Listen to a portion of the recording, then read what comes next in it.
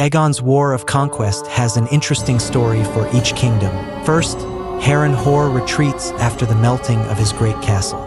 The Tullus aid Aegon in pushing the Ironborn back to the Iron Isles. Surrendering, the Ironborn elect the Greyjoys to being their new leaders under Aegon, while the Tullus are given the Riverlands as reward for service. Orys Baratheon crushes the Storm King's army, then marches on Storm's End. The garrison at Storm's End strips the newly crowned Storm Queen naked, chains her up, and gives her to Orys. Orys promptly unchains her, puts his cloak over her, and later marries her.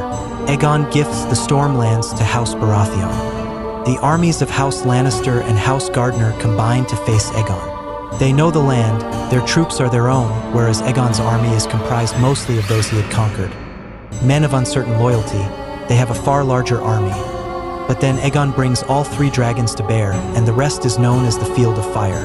King Loren Lannister surrenders and is named Aegon's Warden of the West.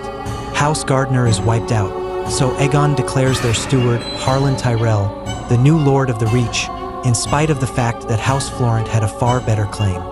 Torrhen Stark leads his army south to face Aegon. Seeing the dragons, however, he kneels instead, and is allowed to retain lordship of the north with no blood spilt.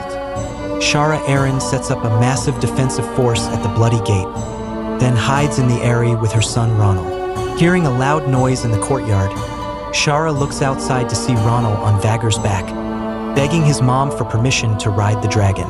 Shara surrenders and Ronal gets his ride. Rhaenys takes keep after keep in Dorne, finding them mostly abandoned. Frustrated, she flies directly to Sunspear. The Dornish princess Maria tells her to leave. Rhaenys replies that she will return with fire and blood. Maria simply states the words, unbent, unbowed, unbroken. Dorne is left unconquered. As Aegon's host moves towards the Reach, the High Septon spends 7 days and nights fasting and praying.